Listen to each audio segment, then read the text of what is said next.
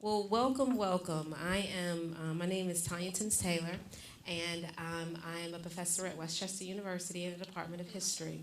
And I'm also Southern. And so what we're going to do is we're going to treat this is an academic forum, but I want to give you a way to sort of think about what you're participating in. And you're participating in a conversation, right? You're participating in a conversation, and this conversation is entitled The Report in 1965, Economics, Poverty, and Race Then. The panelists will discuss the correlations of economics, race, poverty during the 1950s and 1960s that Moynihan addressed in his report. Panelists will also discuss the changing industrial nature of urban America, the rise of suburbs, and the impact of the second Great Migration. And the panelist for today is Dr. Mauricia John, and she's in the Sociology department here at Kutztown. And then we have Patricia Derr. She's in the history program, so she's a fellow historian. And a fellow Southerner. Where you from? Oh, right now. Okay. See, that's what Southerners do. Okay, so we'll just stop and pause for a quick second and say, where are you from? Try to GPS you. Yeah, in 2 seconds. That's how we operate. And then we have James Jackson, who's in the psychology department. Mobile, Alabama. Oh, my goodness. Now, see, guess what? He grew up about 45 miles. I'm from Gulfport, Mississippi. He's east of me. And then we have Dr. Yasoda Sharma from the social work department. And so what we're going to do is that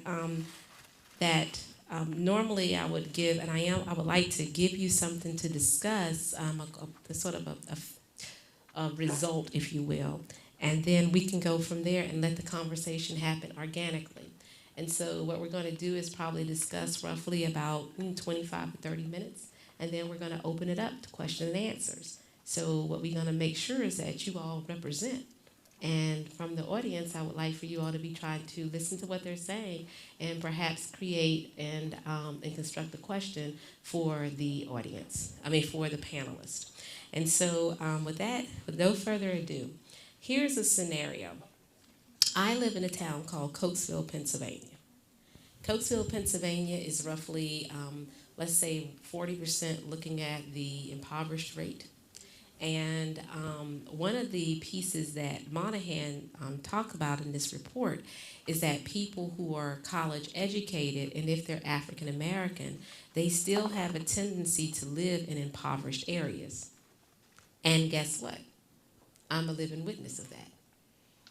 So I have a higher income being a college professor, and yet and still I live in an area that's very impoverished. In fact, let me tell you, to give you some wording, the average high-income black person lives in a neighborhood with a higher poverty rate than the average low-income white person. So let me say that again.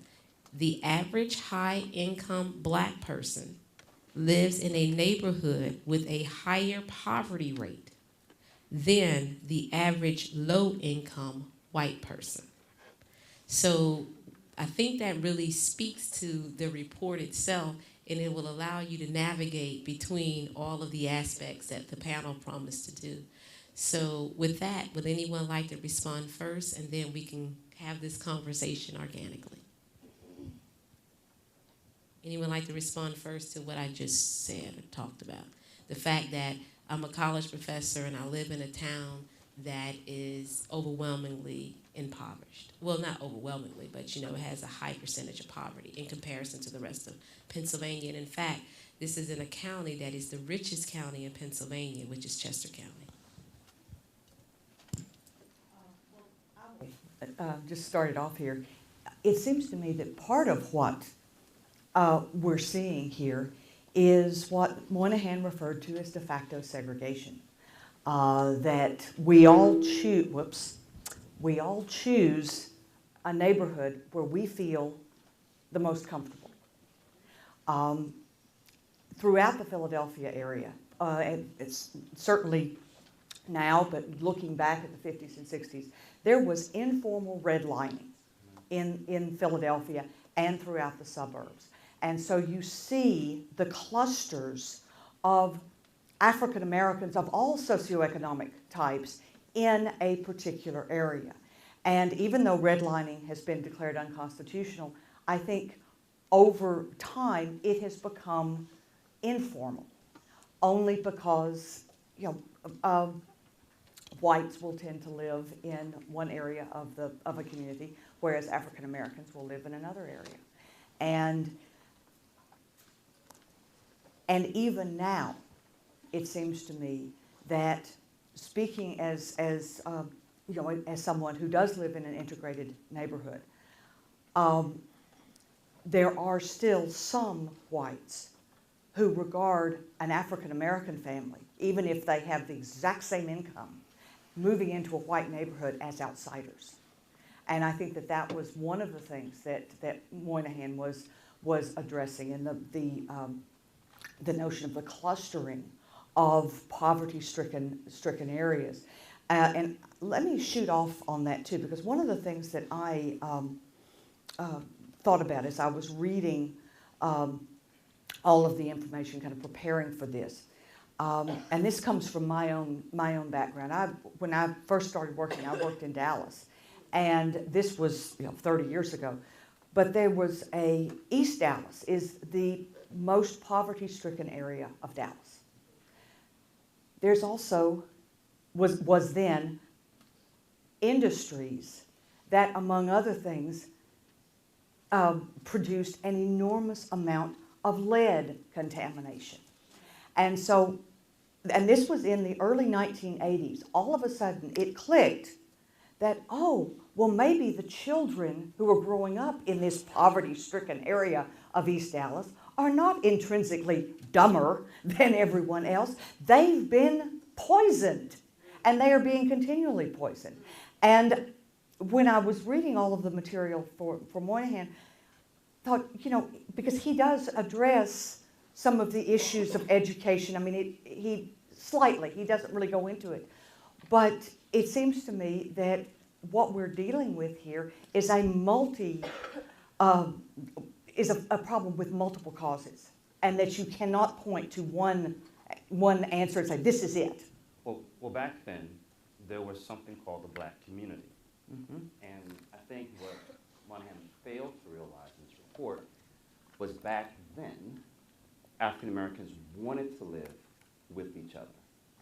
The options of where we could do that safely, with the aspect of having decent housing, was very limited. Mm-hmm. So one of the things he wrote in his report was that if a middle-class black family wanted to be middle class, they were going to be middle class next door to a low-income family or neighborhood. But the aspect of that, right, was that we didn't have many options of where we could go at that particular point in time. So we were forced into these particular areas. But black doctors, black lawyers, black teachers, mm-hmm. we tended to then all congregate together around each other, which was one of the positive things. And with integration that came, shortly after that, that black neighborhood and those black communities dissipated. So now, due to urbanization, we don't have those kind of hubs of center of black communities. And so one of the things, I'm not sure if he was actually talking about, he didn't actually address the issue that we did not have equal access to move to other areas. Mm-hmm. But when we did, unfortunately, it was the demise of something that was very near and dear and precious to us. I had no one interrupt him. So I think Moynihan's report is really interesting, and it's really interesting because 50 years later we're dealing with some of the same problems. And to address your example, you're a college professor and you're living in a town where there are high levels of poverty. I think it's really interesting. And Patricia, you said that people tend to live where they feel comfortable. And so today we have an issue of what we call double consciousness amongst the African American community, right? And so in sociology, we talk about that a lot, right? This idea that a lot of African Americans are gaining upward mobility, right? And they're black middle class, but at the same time, they're not totally accepted in the white middle class community, and they're still not totally accepted in the black underclass community. So for African Americans, they have this idea of double consciousness. They're kind of living two lives, right? And the acceptance and where they feel comfortable and where they feel accepted, it's a big struggle for a lot of blacks in America today. But back then, if we had the money to buy, I know my family who is from the South, as they got additional resources, my grandmother wanted to keep us around a center where she had support because she was one of those single mothers at the time. But as my uncles and other things started to increase and housing did become available, because my uncles who were working were bringing money back into the home, my aunts were going away to college, right? Even when we had a chance to move, we chose to stay where our roots were, where our people were, right? James, do you think that there is a difference in the way that black communities were organized in the South as opposed to in the North? Because I mean, I'm thinking of well-established African American communities like Sweet Auburn in Atlanta, where you did see, and you still see, I think, a variety of incomes. Yeah. But it seems to me that was something lost? Can we trace that something to the Second Great Migration that happens, starting right after World War II, where the African American population becomes much more northern and much more urban than it ever had before? As Dr. John said, that's where that double consciousness comes in. Okay. When I hear double consciousness, I think of Du Bois. Yeah, Yeah.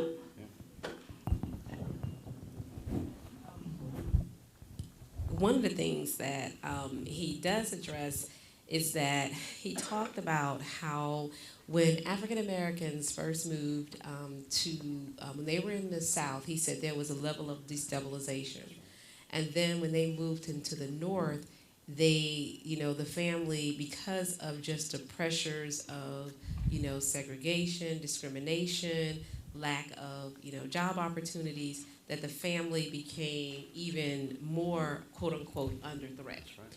And so I guess then the question is, organically what's emerging here is that, are we now articulating that from the economic standpoint, there were benefits in segregation? Because in essence, that's what I'm actually hearing. And so therefore that would really counter what Moynihan was basically arguing, because his general argument is that if you could have blacks and white, or non-whites and whites living together, then a lot of the social ills will go away. But in essence, but he also says that's what's happening in the North, in the Northeast, in the urban areas, is that class becomes very crucial, and that class separates people. So in essence, we have this, it's being conflated and leveled because you have this element of race, but then you have this element of class. And then you have the element of urban, right, situations, and that could impact how gender is performed. And so therefore, with that said, let's see just to some contemporary examples. So let's first unpack the first one. Are we arguing then that there were some elements, as you said, Dr. James, that there were some benefits in the system of segregation in the aspect of multi-income, therefore people were exposed to various types of people, whereas today, what appears to be progress is actually now been hit with class segregation. So now folks, because of the integration programs that were out, they are now in communities where you're seeing, poverty on top of poverty. There's no counterbalance. There's no antithesis. So. Well said. Yeah. I agree. Well said, yes. But No, I'm asking. the one thing I would take away from that was that let's remove the word segregation for a moment, and just say, was there a benefit? Did Moynihan miss, right, that there were direct benefits from having community? And the answer to that question is yes, right? In the rush to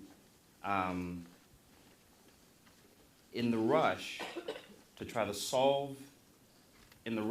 to explain the ills of the African American community back then, he failed in this report to talk about the overall benefits of having those communities together and what you would lose, right, once integration came in, and what that would do to a people not having themselves grounded around people who look like them. In this report, it basically dealt with blacks, but there were Irish communities, there were Polish communities, there were Italian communities, right? And no one can overlook the benefits of having those groups of people cluster together. But in this report, right, he doesn't address those issues. What did the community lose? So I like the way you said it, but I'll take segregation up because that's what we were dealing with at the time. But in the aspect of having the black males go off to the armies, right? There were a group of African American boys and girls, right, who were at home without male figures because they were away. In those great migrations where the dads or the uncles did go north, right, to send money back home, as my uncles did, we lost communities. And then this kind of stretching out of our community to get back to the north. So in my family history, we go from Mobile to Columbus to Chicago to Baltimore, because that's how the males went, and that's how our communities kind of stretched out of it. So there was something lost, and he did not cover in this report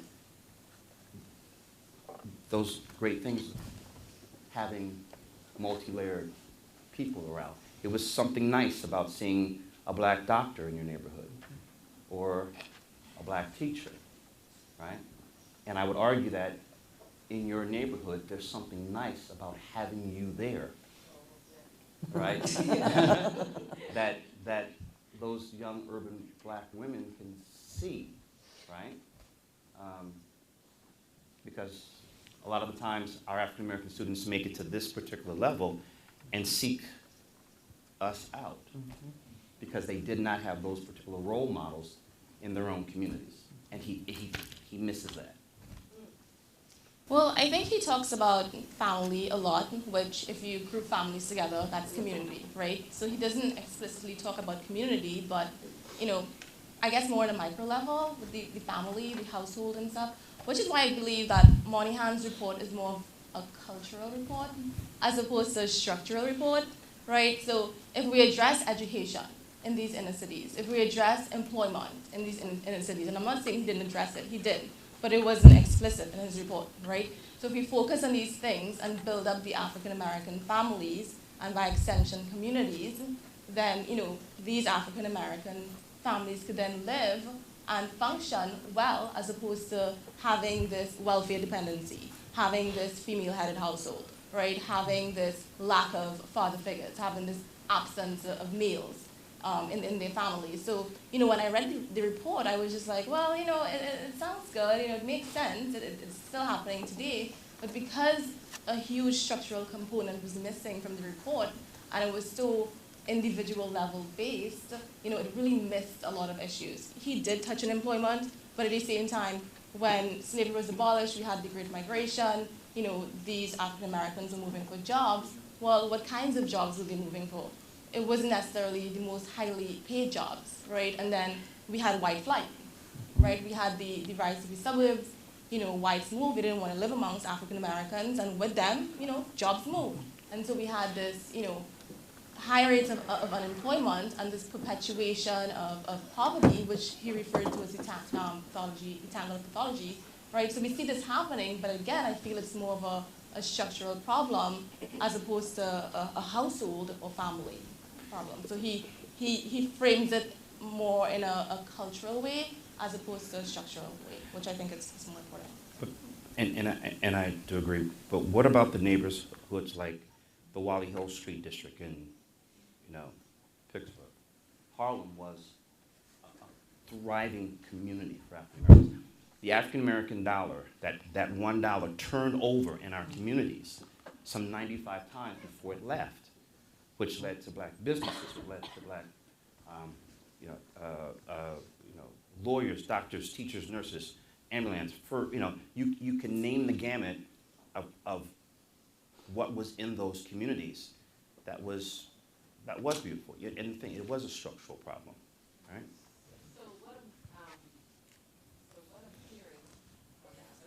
So what I'm hearing is this, and I think that the audience, you all can identify with this, because in the last panel, we sort of brought up this idea of the stigmatized black body. And so therefore, we're now again going back to what is about this black or this white flight.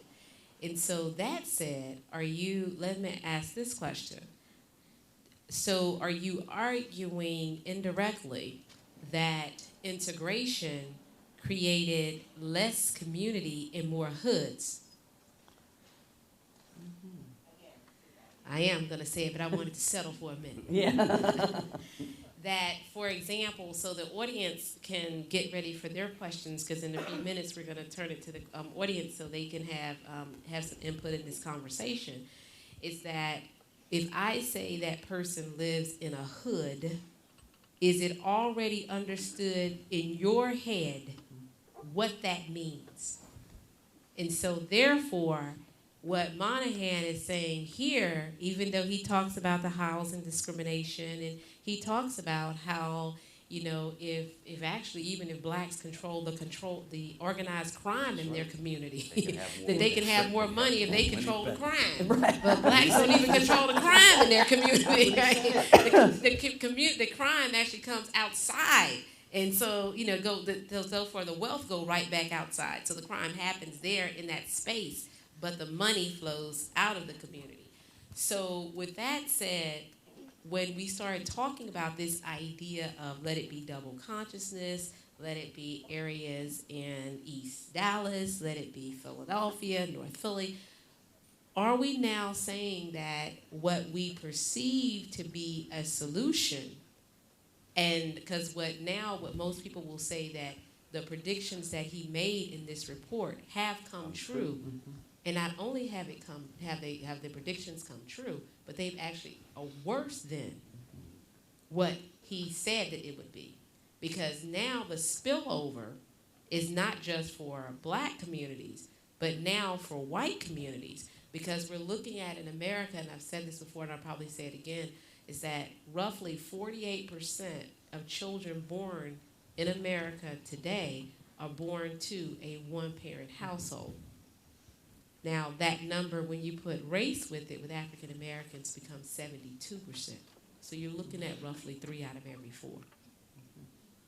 Okay? But then generally in America, you're looking at 1 out of every 2. So with that said and done, when we sort of look at this idea of urbanness, or urban can be anything, because you can have an urban area in the most rural area. Mm-hmm.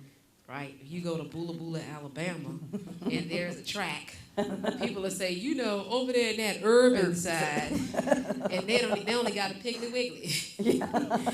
And so what happens is that, urban is one of those code words. So what happens is that, are we now saying that part of what we thought a solution would be was actually what he underestimated was the role that class would play? because class would now even further segregate people on racial lines, and then most definitely on economic lines. Leading to shows like Blackish.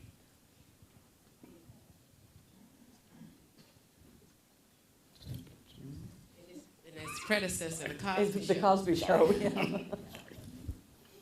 Yeah. I basically feel that Moynihan's report was unidimensional, and he tried to diminish the importance of.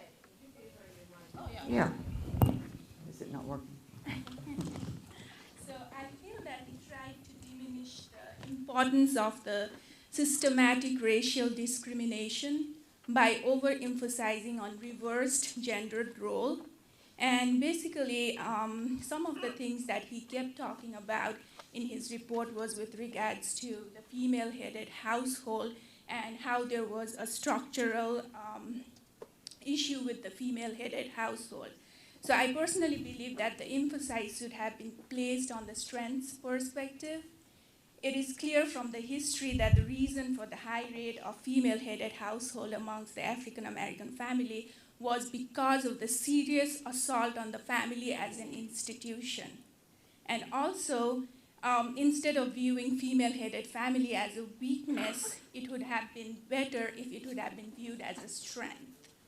And we need to emphasize on the fact that the strength of the African American females who promoted more of the egalitarian society as opposed to the patriarchal society.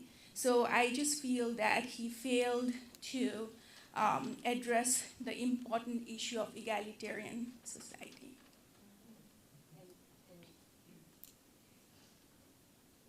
And that is going to go back to something else that you just said. Not only did he talk about that, because again, the reason I brought up how many children are actually born in a particular household is because if we take his thesis to be accurate, then now we're going to sort of see long run, let's say in the next 50 years, you're going to see a different society. Because in essence, you know, you're going to have these climb in numbers of all groups across all ethnic groups. And exactly what will that do economically when you only have one parent making money? Or and then you have a household of 3 or 4 children. What is the spill out of that? How does that impact us? And then I'm going to add just another layer on sort of this urban issue, and then it's going to be sort of time for us to go into this discussion.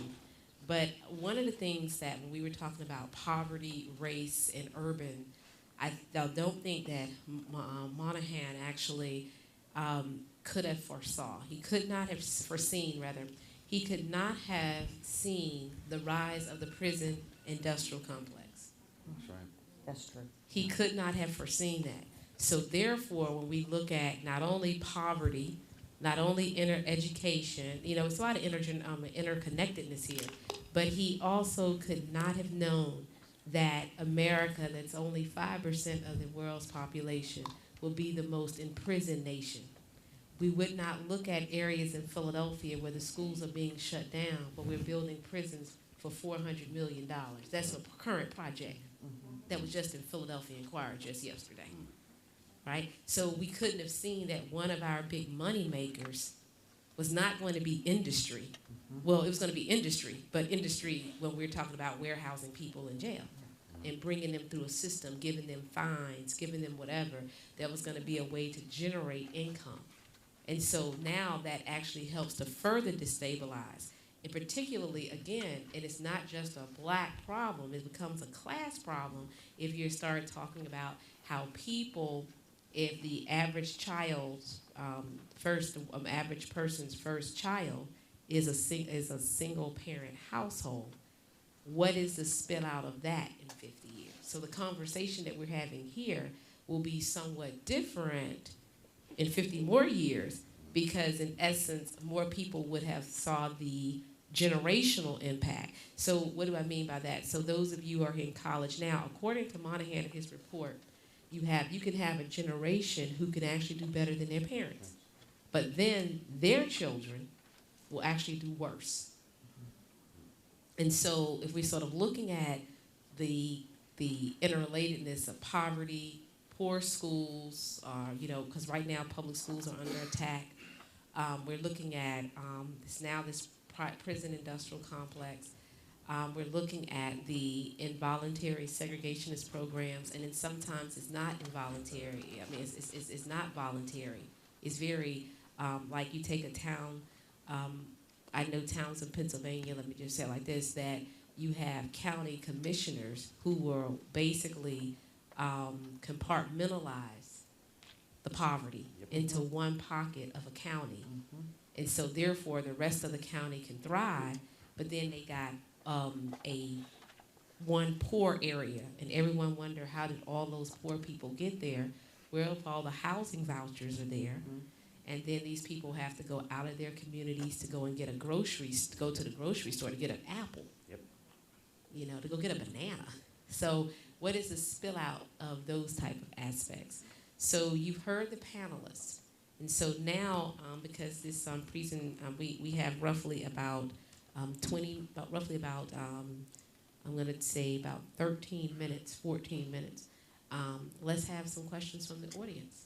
Okay, we have one, we have two, and I guess we have three, okay, four. All right, so I will be,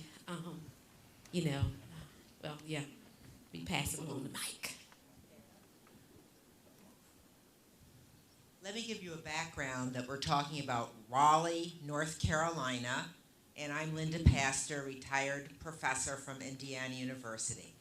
Moved to Raleigh, North Carolina, and I have a bridge partner. Bridge is a game that old people play, okay? And she is really good, and she's willing to give me lessons because you have to bid together. So she says, come over to my house. I live in the hood. Is that okay with you?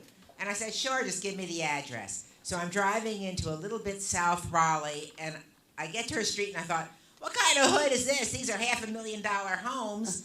And, okay, this is the hood. So I said, Mildred, what hood is this? She said, this is called Bishop's Row, because the people who live here, 4 out of the 10 houses are lived in by ministers of the AME churches. And this is the fanciest row of the hood. But like I said, it still didn't look like a neighborhood of the hood. So I go in, and we're studying, bridge, and she's really good at math and bridge, and I'm just like hopeless. And then she looks out her porch, and she jumps up and goes out the street and says, Sean, screaming, Sean, you do your homework. And he scuttles back in the house. And what I'm trying to say is the cultural connect is when Hillary Clinton says it takes a village to raise a child in that community, all the adults, the stay-at-home whomevers, felt comfortable if they saw a kid at 5 o'clock in the afternoon going outside. Did he do his homework? Everyone was raising everyone. And that's part of the wonderfulness to me of being in a community where you feel comfortable enough to run outside and help your neighbor. So there is a real cultural, to me, benefit that is lost. Okay, so we've now heard that piece, and that goes to what you were saying, Dr. James. And so would anyone like to elaborate on the comment about the loss, that loss? And as I go up here, I did see some hands, but I got everyone's hands, but I'm going to start back here in the back. I see 2 students' hands, and then I come up, okay? All right. Actually, let me just elaborate just a little bit, because I think, we were talking about community, but I think we also were talking about support. Yes. And that's what's really being lost, is that sense that, because I hope all of us grew up in those kinds of neighborhoods where you kind of sort of knew that if you misbehaved, somebody was going to tell your mama. I mean, there was no, but there was a safety level there too. And it seems that perhaps in the urbanized African American community, the support of the larger group perhaps has been lost. And the thought that at one particular point in time, what we call the welfare system, with persons of color, it was a pride issue. You did not want to take the government cheese. You did not want to have to be seen going to get the canned milk. right? And so when you talk about support, it's the type of support, right? And I don't think he made a distinction between those particular things. Exactly, because I was talking about, emotional and psychological Correct. support, and, we're all in this together. Right. Yeah. And even for a lot of single mother families, they have his support, Correct. right? So he says, we have this pathology happening, and it's as a result of single parenting, single mothers. But statistics have shown that for single mothers, they have a kin network that really, help to raise children. And so you may not have the father present, but you may have an uncle present, or you may have a grandmother present, or an aunt present. Or a church member. Or a church member present. So, again, it speaks to the whole network and kin network for African American families. Okay, we have another question. Hello? My mother, she grew up in like a very bad neighborhood in LA. And I just remember her talking like, the community was really rich, but I noticed that there was no resources available really to get out. Right. There was no resources to have a life that was stable, especially after welfare reforms that happened throughout that era and even recently. There was no way to really get above a minimum wage. And I noticed that when you're in that situation, she saw that it was much easier to kind of like join a group of people who were together in this fight against the people who were pressing you down, and you could do something that everybody else saw as illegal, as wrong, but that's going to help you and your community get above that threshold of minimum wage, of that like tyrannical imperial pressure. And like with regards to that whole industrial prison complex, that the nature of how we've evolved and how the community's evolved. Like my mom, she's not African American, but she did notice that like her community was filled with African Americans, and like her stepfather was African American. She also noticed that like she had no father figure, and like father figures just came and they went, and they came and they went. And I don't like with regards to that whole complex and that whole situation. Is it a trap? Like, how do you feel about that? Well, I feel like if it goes back to the whole. Hold on 1 second. Thank you so much for sharing that, and thank you so much for sharing that. And now, you want to respond? I think it goes back to the whole issue that it's more of a structural problem, right? So you have this lack of job opportunities, you have this lack of, proper schools, lack of education, right? And we all know the key out of poverty is education.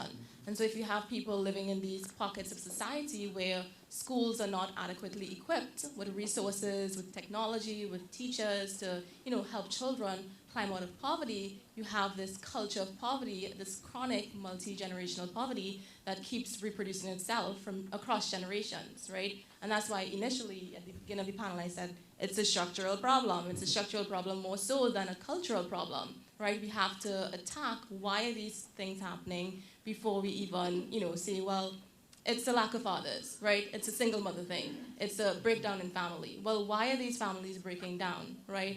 Why do we have these fathers leaving? Why do we have these children being born out of wedlock, right? We have to address the why.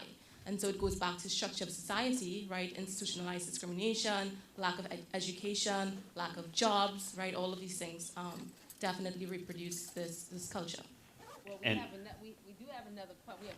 We have several questions. We have just a few minutes, but I do want to say that I don't know how many of you saw the PBS special called American Denial, but it revisits the arguments that's put by Gunnar Mundell in his book American Dilemma.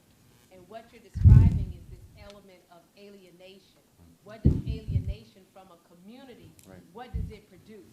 And therefore, if you can alienate people enough in society, you can almost create a client base for the prison industrial complex. And that's the sinister part. It was the hand. Yes. I would like to give my opinion on how, Black African Americans that they have a good job and they tend to live in a high poverty area, that it might be because they don't feel like they fit in the suburbs. how like they might be coming home late from work and get stopped by the police because they feel like they don't belong there just because they're black. And anyone like to respond to that? Anyone like to respond to that? Or yeah. Well said.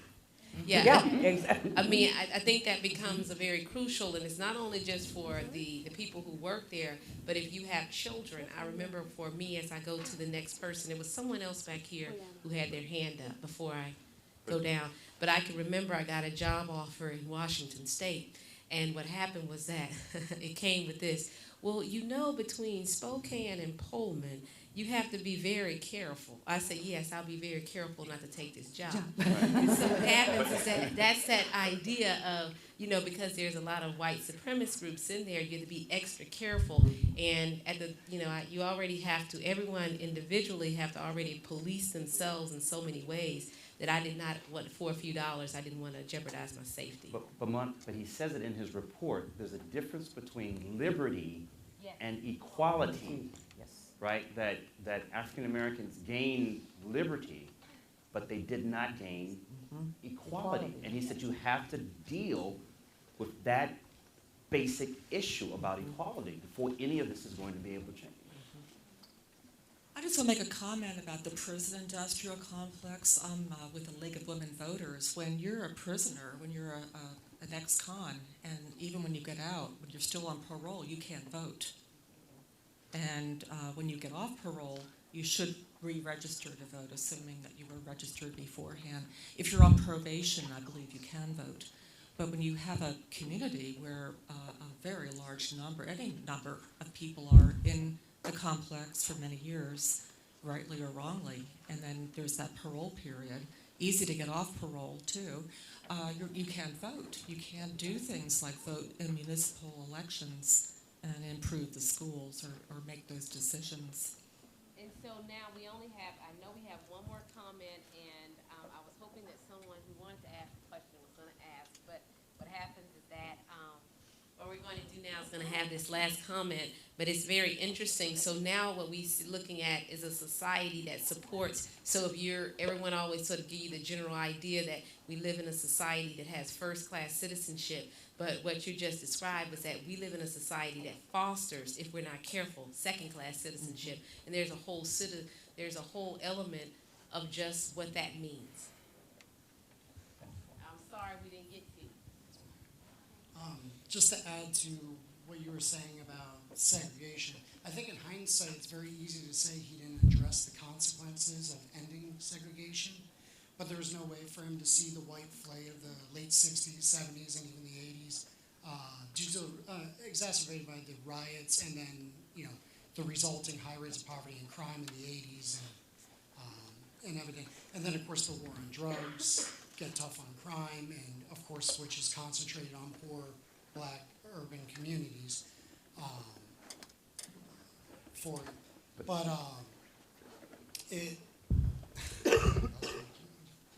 but I think, while it's important to address racial, or look at race to address racial issues, I do feel like we maybe separate classes by race a little too much, separate lower class between white groups and black groups. I think we need to address, and there should be more data available specifically on income, poverty rates, and everything for it. One of the encouraging things is finally, after decades, almost 100 years of decline of urban areas, now there is a resurgence of cities investing in downtown renaissance and things like that, which can finally benefit the lower class, the underclass, resulting from the mass incarceration. But do you feel that we should probably start collecting more data on class instead of just based off of race? That's the question, but guess what? We're going to have to leave because this is time. And so it was a great panel. So before we do that, if you would stay for the next panel, we'll address that question. We'll start off with that. But what happens is let's give our panelists a round of applause. And you can also see the quality of scholars that you have here. And so therefore, think about taking some of their classes if you're not in their classes. And if you are some in their classes, take some more. All right? Peace and progress. All right, so what did you think about today's panel? Oh, I thought it was very interesting, especially the second panel. How what I liked it how all the members had discussions, and poverty is like really main thing that involves in my life. How I come from a single mother of 3 children, and we came really down from a shelter down to buying a house. So it really brings out to me of my childhood, basically. Cool. What stuck out to you the most about the discussion? I would like to say it will be the question that I asked, which was how African Americans that have well-paying job, they tend to live in a high poverty area, and my opinion was because how they feel like they don't fit in the suburbs. How they might come home late from work and they might get stopped by the police officer because they feel like you don't belong here because you're African American. All right, so what did you think about today's discussion? I was very interested. They drew in a lot of points on some of like the cultural, the structural dynamics of our communities as a whole.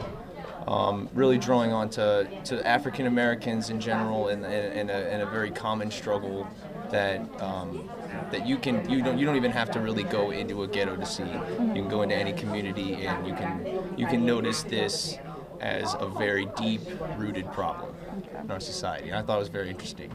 Yeah. They drew on a lot of good points. Cool. What stuck out to you the most about the discussion? Their comments on the prison industrial system.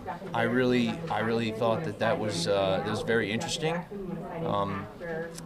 They talked a lot about how it was almost like a system where it was set up to where people they're kind of like they're in this community and they're just in this almost like a toilet bowl, just flushing down into this system. And then they talked about how they drew on points about how it's hard to vote. I know somebody asked a question and stated that like parolees can't vote, and that makes it very hard, especially when communities got a high density of parole, like people like that. And yeah, I thought that was interesting.